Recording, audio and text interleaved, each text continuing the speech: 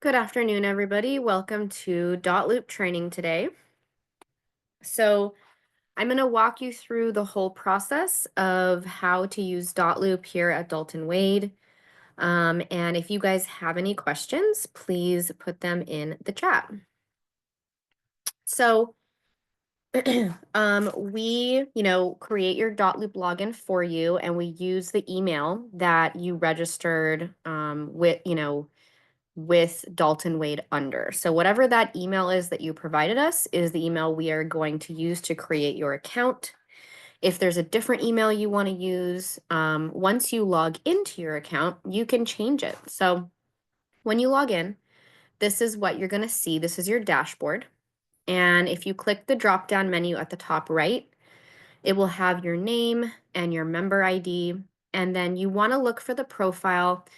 It might just be one profile for you. Sometimes there's two, but you want to make sure that the profile you're working under is connected to the office. So it'll say Florida office or, whatever office you're affiliated with. So make sure you're working under that office.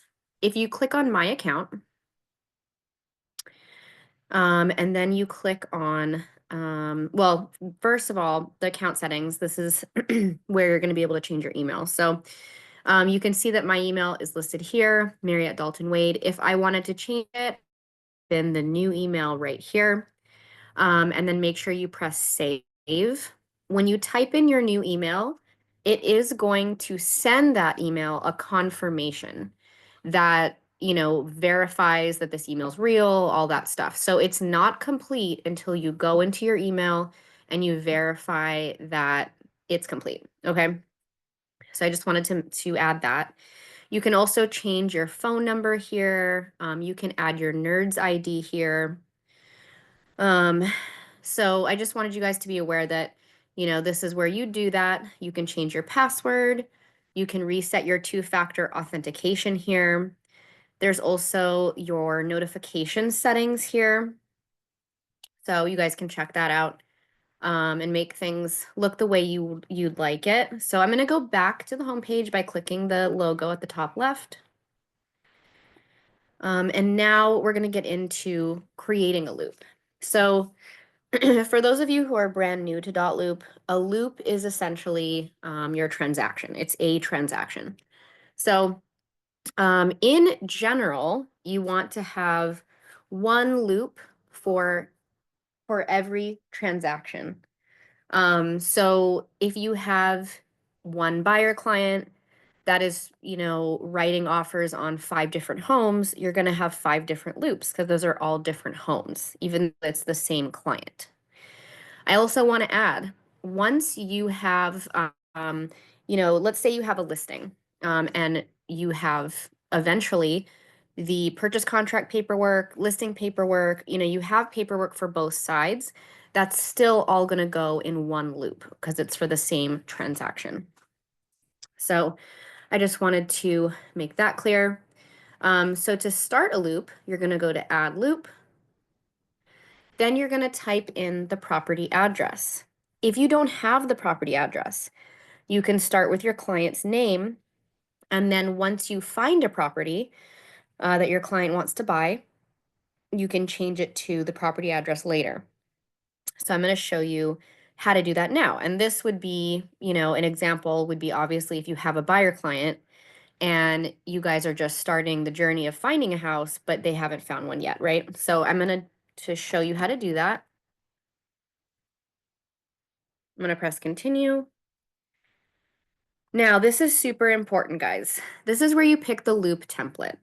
The loop template determines what paperwork is auto-populated into your loop for you. So if you pick the wrong template, you're going to be extremely confused, okay? So if you pick buy-side residential, but it's a listing, you're not going to have the right paperwork. So make sure you pick the right type of transaction.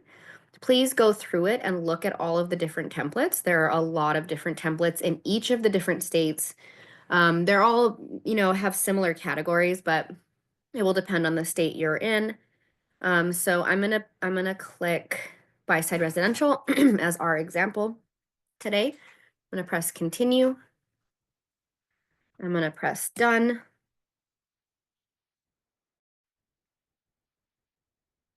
And now I'm going to press view loop. All right, so now we are in my loop. And I'm going to show you now how to change the name of the loop to a property address. So you're going to click on view details. Down here, it says use custom name, John Smith. I am going to change it to the property address. You can also change it to the client's name dash the property address if that's helpful for you. I know when I was selling real estate, I remembered my clients by their name and not necessarily by the house they offered on. So that's up to you, but you do need to have the property address in there somewhere because that will help our admin, our compliance team and our accounting team find your loop when they need to go in and make sure they can pay you because, we have over 2,000 agents. So it's just, we can't find it unless we know exactly what the property address is. So that is super helpful. Make sure you press save anytime you make changes in the view details section. You also want to add, this is super important too. You want to add your clients to the people section. So I'm going to pretend like I'm adding my client. You just need their name and email really, because this is how they're going to sign paperwork, right? So choose their role. She's the buyer. I'm going to just say add person. And here she is. Now, our compliance team, it's always easier for them if you guys will also add your title company and your lender, anyone else that is involved in your transaction. And the reason for that is number one, it will help you auto-populate on the different documents with their information when and if it's necessary. But the second reason is because our compliance team needs to verify that the information you're putting on your contracts about your loan officer and the title company are in fact correct. So if you enter these people into your view details section, they can verify it that way. So again, add person, you can type in, whatever. And then you want to pick their role. So escrow title, inspector, loan officer, whatever it is. So you can do loan officer. Let's see if it will let me add without an email. Yeah. So you can put, you can edit, so you can add their email. Obviously, if this is your loan officer, you're probably going to want to put in the email. So I'll just pretend to do that now. And then probably you're going to want to put in, maybe their address or something like that so that we can kind of identify them a little easier. So just press save.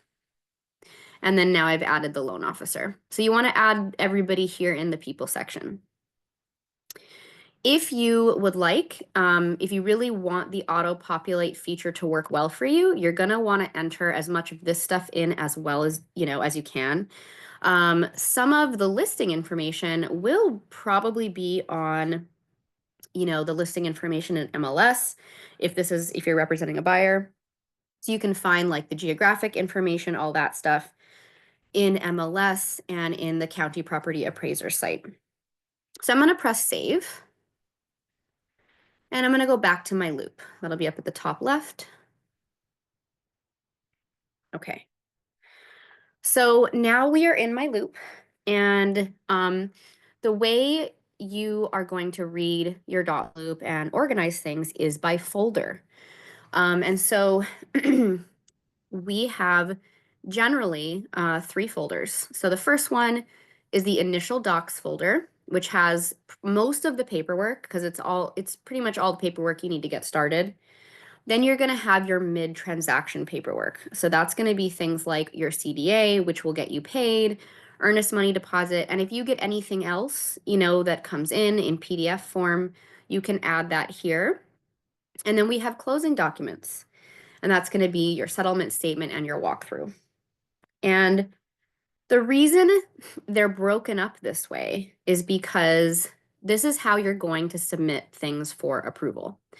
So when you have any documents in the initial documents folder that are ready for compliance to review them, and if you need a broker's signature, those are the two reasons why you are going to be ready to submit for review.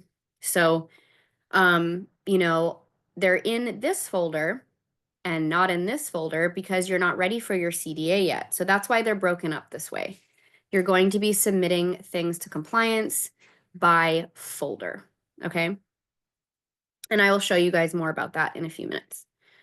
So in order to open up a document, you're just going to click on it. Now, the documents that are bold and black are documents that are here and ready for you to fill out. The document names that are gray, it means there's nothing here right now. So if it's a required file, which you can see on the left here, it's marked required or optional. The required documents need to be filled out and complete, or you can't submit your loop for approval, okay? So the MLS printout, you are going to download as a PDF from your MLS, and the public record you are going to download from the county property appraiser site for your location or the location of the house in question. So how do you upload a PDF? So what you're going to do is you're going to hover over the word required and click add file, computer. Now you're going to find the PDF you need. Just pick something random. I'm going to press open. And now we can see it is bolded out in black and it says not submitted, which means I have uploaded my document. So I'm going to have to do the same thing for the public record.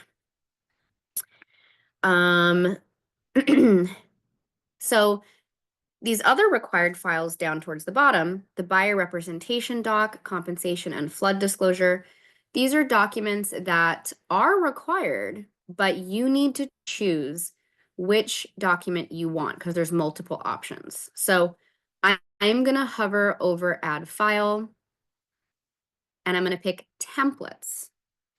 And now I'm going to look for the file I need in our template list. So I'm going to go to new documents because I know in this case that's where the buyer broker agreement is located.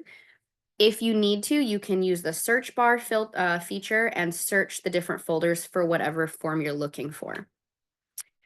I'm going to scroll down until I see the buyer broker agreement. Okay, they're here. And if you hover over the name of the document, it will show you the full title name. So I'm looking for the transaction broker. All right. So it's this one down here. So I'm going to click in the circle and I'm going to press copy.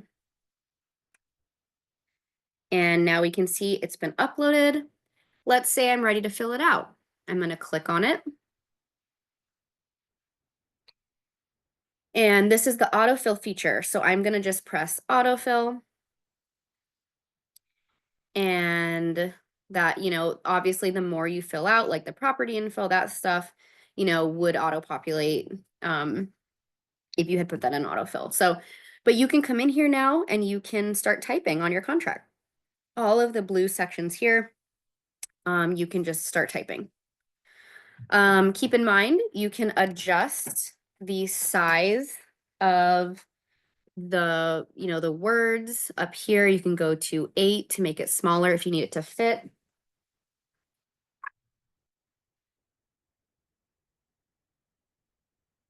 And you can change if something needs to be assigned to a specific person. So if it's not going to be to your client, maybe you're sending it to your client, but you're also sending it to the loan officer or something. You can change it if they need to add something in. As you scroll down, you'll notice that the sections where people are going to have to sign are going to be marked. So this has my client's initial, so I know that when I send the document off, it will prompt her to sign here. So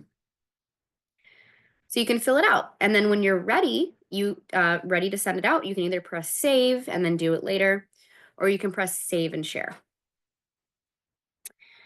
So I want to send this to my buyer. It's automatically checked for me. It is saying that she can sign, which is great. That's what I want. And I'm going to press share.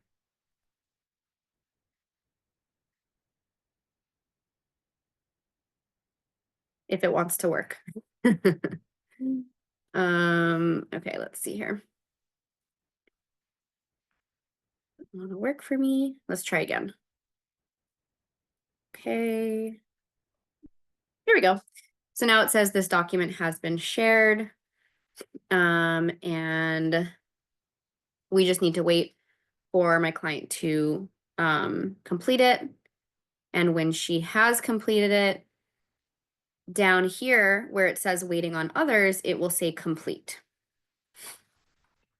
All right. So that's how you share a document with your client or somebody on the transaction that needs to sign it. If you need to upload PDF documents from your computer, you can do that right here. Remember, you want to do it by folder.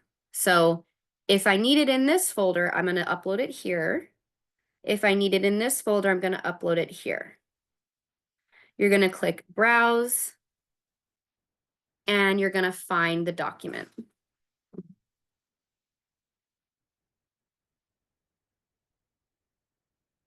So let's pick this random one. I'm going to press Open. Okay, so now we've uploaded the PDF. We can see that it's been uploaded. You can leave it here if this needs to go in one of these spots. So let's say this document I uploaded is actually the pre-approval of funds. I am going to click, drag, and drop it over the spot I want it to go in. It says document has been moved. So now pre-approval of funds is going to be the document I replaced it with.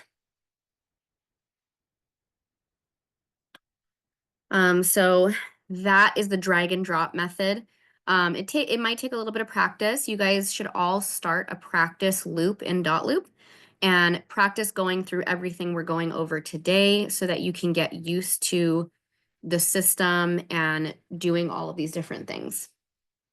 Okay. If you go to add document at the top, you can also add a document from templates. So let's say you need to add an addenda. So I'm going to go to addenda, choose the addenda I need, and I'm going to press copy. They're all listed here. You can also go to email, copy this link into an email, and you can email yourself a PDF document. And the document will show right up at the very top of your Dotloop. So that's another option. Remember, if you need it in this folder, you got to do it over here, okay? So when you are ready to, let's say, I'm ready to send all of the documents in the initial docs folder to compliance. I need my documents to be reviewed, and I need Phil or Kevin to sign, some documents. I am going to come up here where it says submit for review, okay? I'm going to click submit for review. And I am only checking off the folders that have documents that need review in them, okay? So I'm only checking off initial docs, and I'm going to press submit. When I do that, I'm going to get a notification at the top of my Dotloop that says I have documents needing review. Okay, so submit for review. Now, just as a reminder in case anybody's confused, our compliance team is not going to get your client's signatures for you. You have to do that part. So if you would like compliance to review anything before your clients sign, what you're going to do is you are going to submit for review, just like we talked about. And then you're going to email Pam and Susan, who are our compliance team, and say, hey, Pam and Susan, I just submitted my loop. This is with the address name or client name. and I'd like you to review my documents before I send it to my client for signatures. So you need to let them know just so they understand what you're doing, right? That, you haven't sent them for signatures yet, but you just need them to be reviewed, okay? So email Pam and Susan, and I will put their emails in the chat.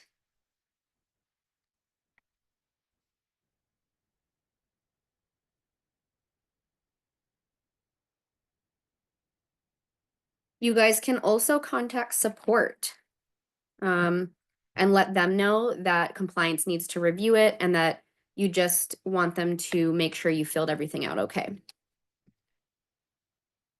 Okay, so those are all in the chat.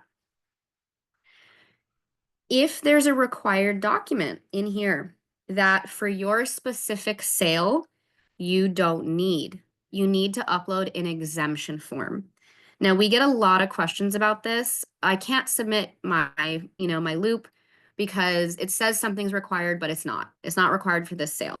Okay, you need an exemption form. So what you're going to do is up where it says add document, you're going to go add document, templates. You're going to come down to exemption, and it might be in a different folder depending on the state. I believe in the other states, actually, it is in Dalton Wade custom forms. So in Florida, it's under exemption. You're going to check the box and you're going to press copy. Now we have it here. And now what you're going to do is drag and drop it to the spot that has the required document you don't need. So let's say it's flood disclosure down here. So I am going to drag and drop it over flood disclosure. So now I'm going to open flood disclosure and I'm going to type in the item, flood disclosure. And the reason is doesn't apply to this this home or sale or whatever it is, right? And then I'm just going to press save and then you're good to go. I don't need to share it. No signatures are needed on it. Okay, so exemption form is your friend. I'm going to pause now. We pretty much went over, I think everything. So I'm going to pause and I'm just going to take some questions and I'm going to stop recording as well.